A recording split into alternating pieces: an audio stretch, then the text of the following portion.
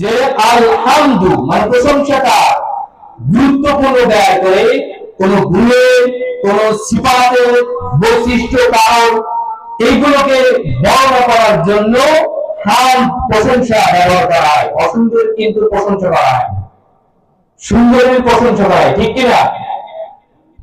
এই জন্য আল্লাহ রাব্বুল আলামিন বলেন আলহামদুলিল্লাহি রাব্বিল আলামিন, সমস্ত প্রশংসা বিশ্বজগৎ প্রতিপালক আল্লাহ রাব্বুল আলামিনের জন্য।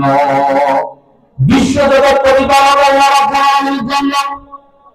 পৃথিবীতে অনেক জগৎ রয়েছে, পানির নিচের জগৎ রয়েছে, আকাশ মণ্ডলীতে অনেকগুলো জগৎ রয়েছে। আমরা কোরআনুল কারীম পড়ি কিন্তু সেই কোরআনুল কারীম নেই সেটা আমরা বুঝতে পারি না। কোরআনুল কারীমে এত কিছু রয়েছে, কোরআনুল কারীমে পৃথিবীর সমস্ত কিছু রয়েছে যা বলে রয়েছে কোরআনুল কারীম।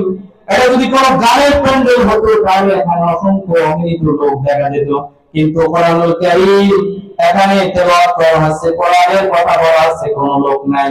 এখানে যদি মমতা আসতো তাহলে আগের থেকে চেয়ারগুলো ডবল হয়ে যেত, মাথা মারামারি করা হতো, ঠিক কিনা ভাইয়া? কোরআনুল কারীমের কথা বলা হচ্ছে, সেখানে লোক নাই। আমরা কপাল পড়া জাতি, মুসলিম মাত্র নামমাত্র মুসলিম, কিন্তু আমাদের ভিতরে কোনো জ্ঞান নেই, আমাদের ভিতরে কোরআনের কোনো আলো নেই, নূর নেই। আমরা কোরআনকে আমরা মনে করছি সেকেলে, এর ভিতর কি আমরা বড় আমাদের তো পড়তেই থাকে, এর ভিতরে কি আছে, এর ভিতরে কি আছে কি শুনবো, এটা আমরা মনে মনে ভাবি, ঠিক কিনা?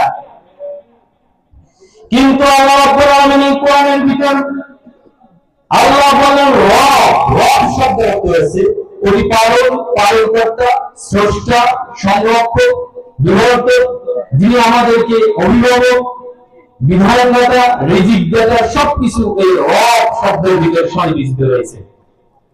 আল্লাহ রাব্বুল আলামিন এই জন্য বোঝাতে চেয়েছেন আমাদের দেশের শীত প্রধান দেশে, এখন শীতের সময় আমাদের দেশের যে প্রাণীগুলো রয়েছে দেখেন, প্রাণীগুলোর নাতিশীতোষ্ণ মণ্ডলে আমাদের শীত প্রধান, কিছুটা শীত রয়েছে আমাদের।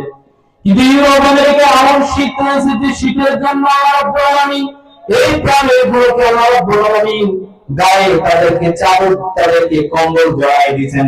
এই কম্বলটা কি জড়াই দিয়েছেন বলেন তো? রব্বুল আলামিন।